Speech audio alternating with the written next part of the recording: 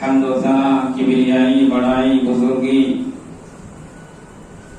اس اللہ رب العالمین کے لیے لائق و زیبا ہے جو اکیلے اس کون کائنات کا خالق مالک اور رازق ہے۔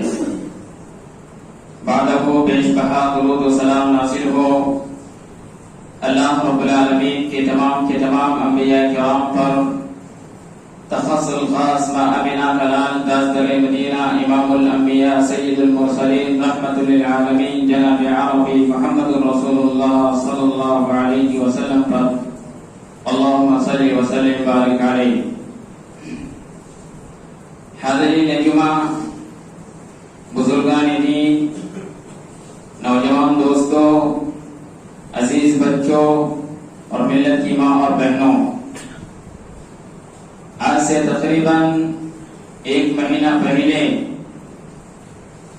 اسی خطبہ جمعہ کی مناسبت سے ایک عنوان میاں بیوی کے حقوق اس حوالے سے گفتگو کی گئی تھی، اور یہ کہا گیا تھا کہ میاں بیوی ایک ہی سکے کے 2 پہلو ہیں، اور ایک پہلو یعنی نیک بیویوں کے اوصاف اس حوالے سے تفصیلی روشنی ڈالی گئی تھی، اور آج کے خطبہ جمعہ کی مناسبت سے انشاءاللہ اس دوسرے پہلو یعنی نیک شوہروں کے اوصاف اس حوالے سے کتاب و سنت کی روشنی میں چند باتیں آپ کے سامنے رکھنے کی کوشش کی جائے گی۔ دعا ہے رب العالمین مجھے صحیح کہنے، آپ حضرات کو صحیح سننے، صحیح سمجھنے اور اس کے مطابق ہم سب کو اپنی اپنی اصلاح کی توفیق عطا فرمائے، آمین۔ حاضرین، جہاں شریعت اسلامیہ نے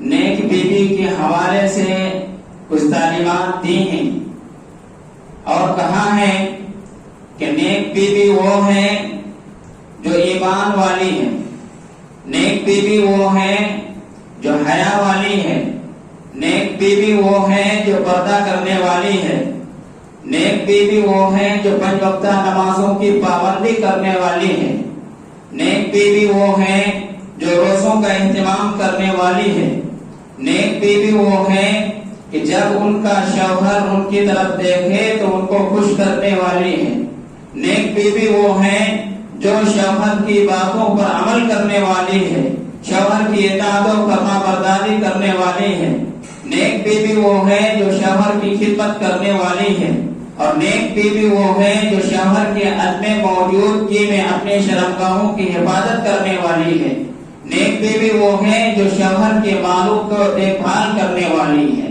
جہاں شریعت اسلامیہ نے ایک طرف عورتوں کو یہ تعلیمات دی ہیں، وہیں دوسری طرف شریعت اسلامیہ نے مردوں کو بھی کچھ تعلیمات دی ہیں۔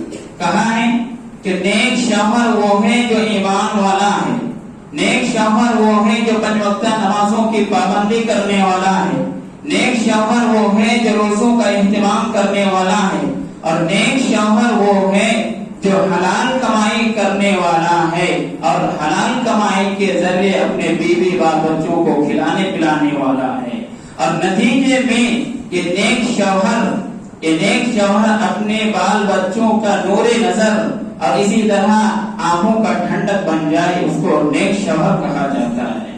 میرے بھائیوں، نبی کریم صلی اللہ علیہ وسلم نے ارشاد فرمایا، اکمل المؤمنین ایمانا احسنهم خلقا وخیارکم خیارکم لنسائهم، کہ تم میں سب سے بہتر انسان وہ ہے، تم میں سب سے افضل انسان وہ ہے، تم سے سب سے فضیلت والا انسان وہ ہے جو اخلاق کے اعتبار سے، کیریکٹر کے اعتبار سے، کردار کے اعتبار سے سب سے اچھا ہو، وہ سب سے اچھا انسان ہے۔ آگے پیارے نبی صلی اللہ علیہ وسلم نے فرمایا، وَخِيَارُكُمْ خِيَارُكُمْ لِنِسَائِهِمْ، کہ تم میں سب سے بہتر آدمی وہ ہے جو اپنے گھر والوں کے نزدیک سب سے بہتر ہو۔ میرے بھائیوں، گھر والوں کے نزدیک سب سے بہتر ہونا یہ نبی کریم صلی اللہ علیہ وسلم کے تعلیمات کے مطابق سب سے بہتر انسان ہے۔ نبی کریم صلی اللہ علیہ وسلم کی دوسری جگہ ارشاد فرمایا، خیارکم خیارکم لأہلی وَأَنَا خِيَارُكُمْ لِأَهْلِي، کہ تم میں سب سے بہتر آدمی وہ ہے جو اپنے گھر والوں کے نزدیک سب سے بہتر ہو، اور یاد رکھو میں اپنے گھر والوں کے نزدیک سب سے زیادہ بہتر ہوں۔ یہ پیارے نبی صلی اللہ علیہ وسلم نے ارشاد فرمایا۔ اس حدیث کو جب ابن باز رحمہ اللہ رحمۃ واسعہ جب ان سے پوچھا گیا، سوال کیا گیا اس حدیث کے حوالے سے، تو انہوں نے فرمایا کہ اہل سے مراد جہاں انسان کے بیوی بچے آتے ہیں وہاں ان کے والدین بھی آتے ہیں۔ لہذا ایک انسان کو چاہیے کہ جہاں وہ اپنی بیوی کی آنکھوں کا ٹھنڈک بننے کی کوشش کرے، اپنے بچوں کے آنکھوں کے ٹھنڈک بننے کی کوشش کرے، وہاں اپنے والدین کی آنکھوں کے ٹھنڈک بننے کی بھی کوشش کرے۔ اور یہ رہنے والا یہ کہہ سکتا ہے کہ کیسے ممکن ہے میرے بھائیوں، اگر بیوی کی بات مانا جائے تو ایسی صورت میں والدین کی جانب سے یہ شکایت آتی ہے کہ فلاں جرموں کا غلام ہے، اور اگر والدین کی بات سن لیا جائے، مان لیا جائے، تو ایسی صورت میں یہ بات آتی ہے، شکایت آتی ہے کہ جب سے میں اس گھر میں آئی ہوں میری کوئی حیثیت نہیں ہے، میری کوئی بات سننے والا نہیں ہے، میرا کوئی مقام و مرتبہ نہیں ہے۔ میری بہنوں سے میں کہنا چاہتا ہوں کہ میرے بہنوں، آپ وہاں حیثیت دکھانے کے لیے نہیں گئی ہو، آپ وہاں حکومت کرنے کے لیے نہیں گئی ہو، لہذا اپنے حقوق کو پہچانو۔ یہ اس وقت ممکن ہوگا جب ان میں سے ہر کوئی، خواہ وہ والدین ہو، خواہ وہ بچے ہوں، خواہ وہ بیوی ہو، ہر کوئی جب اپنے اپنے حقوق کو سمجھیں گے اور جانیں گے تب ہی ممکن ہوگا اور یہ لڑائی اور یہ جھگڑا اور یہ فساد یہ کچھ نہیں ہوگا۔ میرے بھائیوں، اسی مناسبت سے میں نے آپ کے سامنے بیوی کے حقوق کیا کیا ہے اس کو رکھنے کی کوشش کر رہا ہوں۔ پہلا حق مہر ہے۔ اللہ رب العالمین نے قرآن کریم کے اندر ارشاد فرمایا، وَآتُوا النِّسَاءَ صَدُقَاتِهِنَّ نِحْلَةً فَإِن طِبْنَ لَكُمْ عَنْ شَيْءٍ مِّنْهُ نَفْسًا فَكُلُوهُ هَنِيئًا مَرِيئًا، کہ جب تم کسی خاتون سے شادی کرنا چاہو یا شادی کرو تو ایسی صورت میں ان کا حق مہر کی شکل میں دے دو۔ فَإِن طِبْنَ لَكُمْ عَنْ شَيْءٍ مِّنْهُ نَفْسًا، اور اگر وہ خوشی ہو کر ان مہر میں سے کچھ اٹھا کر اپنے مرضی سے دے دے اپنے شوہر کو تو ایسی صورت میں فَكُلُوهُ هَنِيئًا مَرِيئًا، تم خوشی خوشی اس کو کھاؤ، یعنی اس کو لے سکتے ہو۔ میرے بھائیوں، یہاں شریعت نے مہر ادا کرنے کی تعلیم دی ہے، لیکن اس حوالے سے میں بتاؤں کہ ہم جس معاشرے میں رہتے ہیں اس حوالے سے کئی ایک خرابیاں پائی جاتی ہے۔ پہلی خرابی کہ ہمارے معاشرے میں مہر بہت زیادہ متعین کر دیا جاتا ہے، حالانکہ شریعت اسلامیہ نے مہر کی مقدار متعین نہیں کی ہے، بلکہ شادی کرنے والے کی مالی حیثیت پر چھوڑ رکھا ہے، اور کہا ہے کہ ہر شادی کرنے والا انسان، ہر دلہا اپنی حیثیت کے حساب سے وہ اپنے ہونے والی بیوی کو مہر کے طور پر رقم یا سونا چاندی جو بھی ہوگا اس کو ادا کرے گا۔ میرے بھائیوں، نبی کریم صلی اللہ علیہ وسلم کی اس حدیث کو یاد کیجیے جس میں پیارے نبی صلی اللہ علیہ وسلم چند صحابہ کرام کے ساتھ ایک مجلس میں بیٹھے ہوئے تھے، اتنے میں ایک خاتون آتی ہے اور کہتی ہے، اللہ کے رسول صلی اللہ علیہ وسلم، میں اپنے آپ کو آپ کے حوالے کرتی ہوں، میں ہبہ کرتی ہوں آپ کو۔ پیارے نبی صلی اللہ علیہ وسلم ایک مرتبہ اوپر سے لے کر نیچے تک دیکھتے ہیں، اس کے بعد نظر کرم کو ہٹا لیتے ہیں۔ وہاں بیٹھے ہوئے جتنے صحابہ کرام ہوتے ہیں ان میں سے ایک صحابی رسول کھڑے ہوتے ہیں اور وہ سمجھ جاتے ہیں کہ اللہ کے رسول صلی اللہ علیہ وسلم اس سلسلے میں دلچسپی نہیں رکھتے، کھڑے ہو کر کہتے ہیں، اللہ کے رسول صلی اللہ علیہ وسلم اگر آپ کہیں تو میں ان سے شادی کر لیتا ہوں۔ پیارے نبی صلی اللہ علیہ وسلم نے ارشاد فرمایا، التمس ولو خاتما من حدید، کہ اگر تم شادی کرنا چاہتے ہو تو ایسی صورت میں مہر دینے کے لیے تمہارے پاس کیا ہے، جاؤ اپنے گھر میں اور جانے کے بعد ایک لوہے کی انگوٹھی سے ہی تمہاری شادی کرا دوں گا۔ پیارے نبی صلی اللہ علیہ وسلم کے حکم کے مطابق وہ صحابی رسول گھر جاتے ہیں اور گھر جانے کے بعد سب کچھ تلاشتے ہیں، لیکن ایک لوہے کی انگوٹھی کے برابر بھی کوئی چیز نہیں ہو، کوئی چیز نہیں ہے ان کے پاس، سوائے اس کے نفس کے، سوائے اس کی جان کے، اس کے جسم کے، کچھ اور نہیں ہے۔ اس کے بعد پیارے نبی صلی اللہ علیہ وسلم کے پاس آتے ہیں اور کہتے ہیں اللہ کے رسول صلی اللہ علیہ وسلم میرے پاس کچھ بھی نہیں ہے۔ تو پیارے نبی صلی اللہ علیہ وسلم نے ارشاد فرمایا کہ کیا تمہیں قرآن کی کچھ سورتیں یاد ہیں؟ تو اس صحابی رسول صلی اللہ علیہ وسلم فرمایا ہاں اللہ کے رسول صلی اللہ علیہ وسلم ہاں چند سورتیں مجھے یاد ہیں، فلاں سورتیں مجھے یاد ہیں۔ پیارے نبی صلی اللہ علیہ وسلم نے کہا کہ ٹھیک ہے میں تمہاری شادی کرا دیتا ہوں، لیکن تم اپنی ہونے والے بیوی کو یہ سورتیں سکھا دینا۔ پیارے نبی صلی اللہ علیہ وسلم کے اس حدیث پر غور کیجیے کہ اس حدیث سے کئی باتیں سمجھ میں آتی ہے۔ پہلی بات، پیارے نبی صلی اللہ علیہ وسلم نے اس آدمی کی کمائی نہیں دیکھی کہ وہ آدمی کام کیا کرتا ہے، کیا کماتا ہے، اپنے ہونے والی بیوی کو کھلا پائے گا یا نہیں کھلا پائے گا، یہ میرے موضوع سے ہٹ کر۔ اسی طرح دوسری چیز جو ہے وہ معاملے باہر مقرر کیا۔ پیارے نبی صلی اللہ علیہ وسلم نے سب سے پہلے ان کو کہا کہ اگر تمہارے پاس ایک لوہے کی انگوٹھی کی بقدر بھی اگر کوئی چیز ہے اسے لے آؤ۔ اس سے کیا پتہ چلتا ہے کہ پیارے نبی صلی اللہ علیہ وسلم نے مہر کے طور پر معمولی چیز کو متعین کیا۔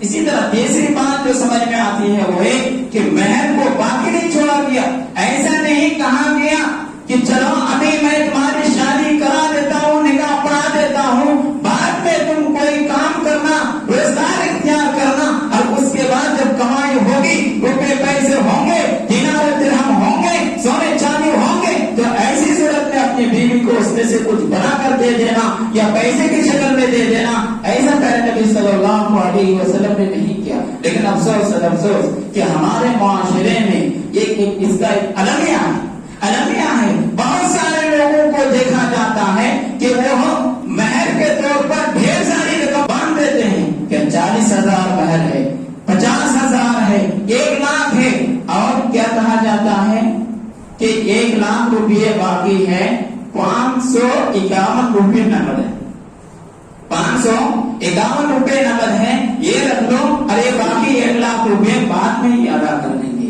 نتیجتاً کیا ہوتا ہے، دونوں کی شادی ہو جاتی ہے، اور شادی ہونے کے بعد جب پھر وہ بچوں کی زندگی کے بارے میں سوچنے لگتے ہیں، بچوں کے فیوچر کے بارے میں سوچنے لگتے ہیں، اور خود بڑھانے کی کوشش کرنے لگتے ہیں، اور اسی دوڑ میں، اسی دنیا کی بھاگ دوڑ میں ان کی زندگی 50 سے 60 سال کی ہو جاتی ہے۔ اچانک ایک دن طبیعت خراب ہوتی ہے اور وہ بیوی آتی ہے، رونے لگتی ہے، چیخنے لگتی ہے کہ لگتا ہے میرا میاں اور بچنے والا نہیں، لگتا ہے میرا میاں بچنے والا نہیں ہے۔ لوگ وہاں جتنے جوان ہوتے ہیں کہنے لگتے ہیں کہ کیا ماں کی تلافی کر لو۔ ہو سکتا ہے کہ یہ آپ اب ان کی روح پرواز کرے کہ کب کرے، ماں کی تلافی کر لو۔ لہٰذا اس بیوی سے کہا جاتا ہے کہ تم اپنی مہر بھی کو معاف کر دو، معاف کر دو۔ میرے بھائی یہ معاف کرنا نہیں ہے، ان کے ساتھ ظلم ہے، یہ ان کے ساتھ ظلم ہے۔ وہ عورت، وہ خاتون، وہ بیوی لوگوں کے تانے سننے کے ڈر سے اسے معاف کر دیتی ہے، تو یہ ظلم ہے، یہ معاف کرنا نہیں ہے۔ لہذا ضرورت اس بات کی ہے کہ جہاں ہم شادی کرنے کے لیے قدم آگے بڑھائیں، وہ ہمارے پاس اتنی حیثیت ہونی چاہیے کہ ہمارے پاس اتنا سامان ہونا چاہیے کہ کوئی ایسی چیز ہونی چاہیے جو ہم اپنی ہونے والی بیوی کو مہر کے طور پر دے سکے۔ اسی طرح دوسرا المیہ اور دوسری خرابی یہ ہے کہ جہیز لیا جاتا ہے، اور اس کے لیے معاف کیجیے گا مادہ حضرات اس کے لیے ذمہ دار ہے۔ مادہ حضرات ذمہ دار ہیں، وہ اس طور پر وہ یہ سمجھتے ہیں کہ ہمارے پاس روپے پیسے ہیں، دھن دولت ہے، ہم نے اتنی پراپرٹی بنائی ہے، فلاں جگہ گھر لیا ہے، فلاں جگہ گودام خریدا ہے، فلاں جگہ میری دکان ہے، یہ ساری چیزوں کو وہ گنواتا ہے، اور گنوانے کے بعد اپنی بیٹی کو کیا کرتا ہے، اسی وقت وراثت کا حصہ کاٹ کر اسی وقت 6 لاکھ روپے، 7 لاکھ روپے، 8 لاکھ روپے، 10 لاکھ روپے وہ اپنی بیٹی کو یا ہونے والے داماد کو کیا جہیز کے طور پر دے دیتے ہیں، جہیز کے طور پر دے دیتے ہیں۔ اس کا نقصان کیا ہے؟ اس کا نقصان یہ ہے کہ جو غریب بچیاں ہیں ان کی زندگی اجیرن ہو جاتی ہے، ان کی زندگی اجیرن ہو جاتی ہے، ان کے لیے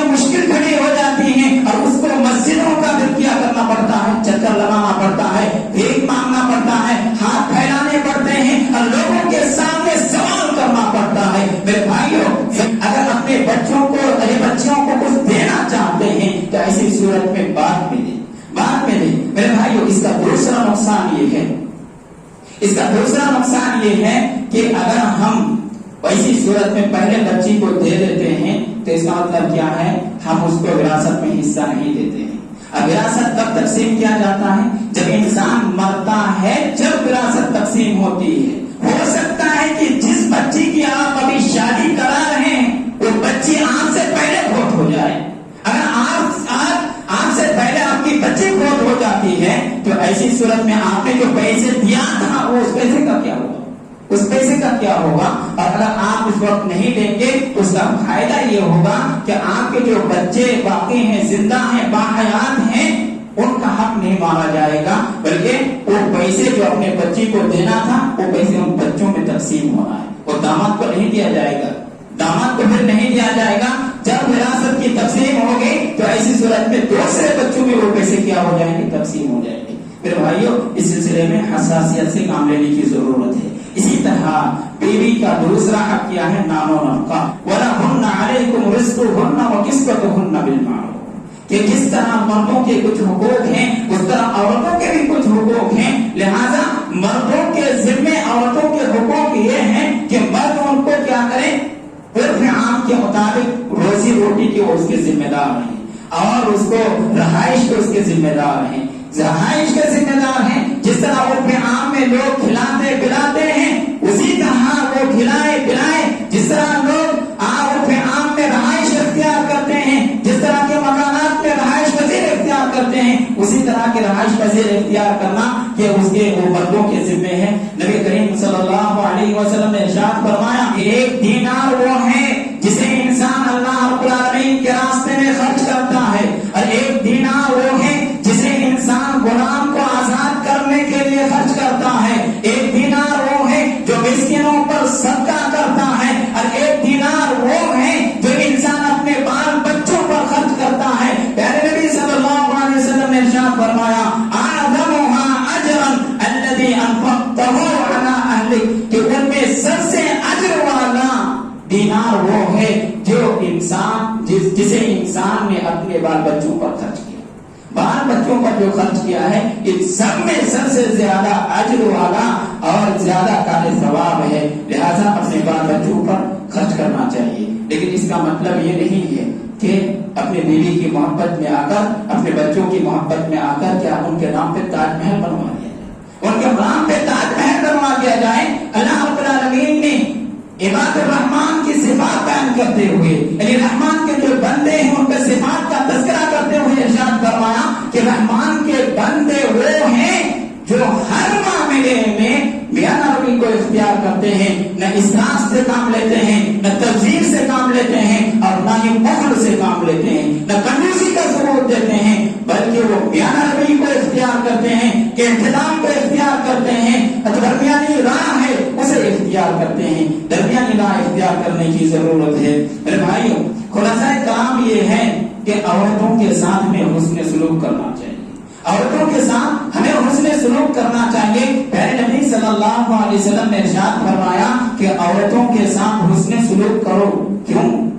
کیونکہ عورتوں کو پسلی سے پیدا کیا گیا ہے, اور پسلی کی ہڈی میں ٹیڑھا پن ہوتا ہے, اور اگر اس ٹیڑھا پن کو انسان دور کرنے کی کوشش کرے گا تو ایسی صورت میں وہ ہڈی ٹوٹ جائے گی اور اس کا ٹیڑھا پن دور نہیں ہوگا. اور اگر انسان اس کو باقی چھوڑے گا تو بدستور وہ اپنی حالت میں باقی رہے گا. لہذا معلوم یہ ہوا کہ عورتوں کے ساتھ حسن سلوک کیا جائے, حسن معاشرت کیا جائے, ان کے حقوق کی ادائیگی کیا جائے, اور ان کو پیار محبت سے رکھا جائے. لیکن اگر اس کے باوجود کوئی عورت بدزبان نکلتی ہے, بد کردار نکلتی ہے, تو شریعت نے اس کا بھی طریقہ بتایا ہے. فرمایا اللہ رب العالمین کا ارشاد ہے واللاتی تخافون نشوزهن فعظوهن واهجروهن فی المضاجع, کہ اگر کوئی خاتون, کوئی عورت, کوئی بیوی بدزبان نکلتی ہے, جب اس پر تم کو شک و شبہ ہوتا ہے تو ایسی صورت میں فعظوهن,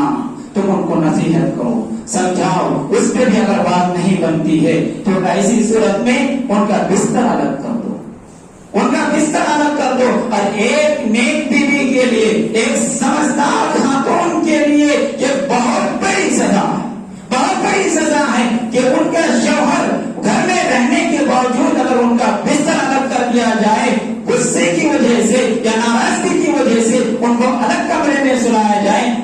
کے لیے بہت بڑی نصیحت ہے. قرآن آگے کہتا ہے کہ اگر اس میں بھی بات نہیں بنتی ہے وَاضْرِبُوهُنَّ تو ایسی صورت میں ان کو مارو. حدیث میں آتا ہے کہ ایسی مار مت مارو جس سے کیا ان کی ہڈی ٹوٹ جائے یا ان کے چہرے میں نشان پڑ جائے. نشان پڑ جائے ایسی مار مارنے سے منع کیا گیا ہے، لیکن مارنے کا حکم. اگر اس کے باوجود بات نہیں بنتی ہے تو ایسی صورت میں تب طلاق کی باری آتی ہے. طلاق کی باری آتی ہے تب تم اپنا راستہ خود اختیار کرو، تم اپنی زندگی خود جی لو. ہم کو اپنی زندگی جینے کا حق دو. یہ اسلام نے، شریعت نے ہم کو یہ حق دیا ہے. آپ یہ نہ سمجھے کہ صرف مردوں کو یہ حق دیا گیا ہے، بلکہ عورتوں کو بھی یہ حق دیا گیا ہے. اور شریعت کی اصطلاح میں اس کو حق خدا کہا جاتا ہے. حق خدا کہا جاتا ہے ایک بیوی، ایک خاتون نیک ہے، دیندار ہے اور ہر ممکن کوشش کرتی ہے کہ ان کا گھر بنا رہے، ان کا شوہر ان کے ساتھ زندگی بسر کرے.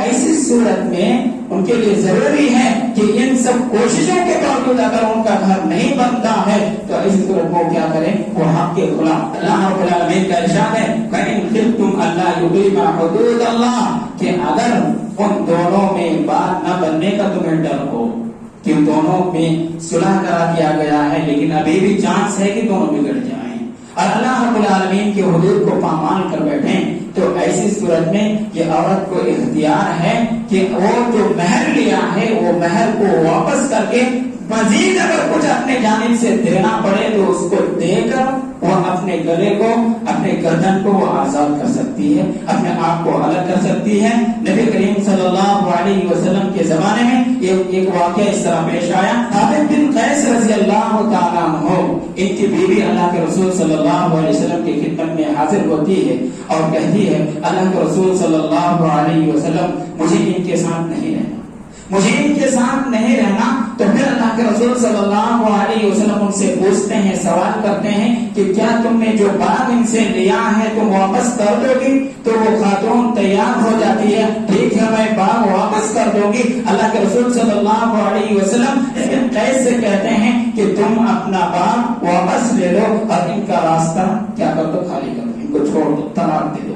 پھر نبی صلی اللہ علیہ وسلم کا یہ فیصلہ کرنا یہ اس بات کی دلیل ہے کہ اگر کوئی خاتون اپنے شوہر کے ساتھ نہیں رہنا چاہتی ہے اور اس کے پاس کوئی معقول عذر ہے، یاد رکھیں کہ اگر کوئی خاتون خامخواہ اپنے شوہر کو بے عزت کرنے کے لیے یا ان کو ذلیل اور رسوا کرنے کے لیے یہ قدم اٹھاتی ہے تو ایسی عورتوں کو، ایسے خاتون کو یہ یاد رکھنا چاہیے.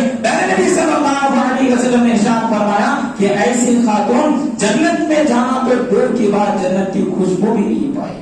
اگر کسی کے پاس معقول عذر ہے تو ایسی صورت میں وہ اس عذر کی بنیاد پر اپنے شوہر سے الگ ہو سکتی ہے، جدا ہو سکتی ہے. تو اے رب العالمین ہم تمام لوگوں کو کتاب و سنت کی صحیح سمجھ عطا فرماوے اور اس کے مطابق عمل کی توفیق عنایت فرماوے. آمین. وآخر دعوانا الحمد للہ رب العالمین. والسلام علیکم ورحمۃ اللہ وبرکاتہ.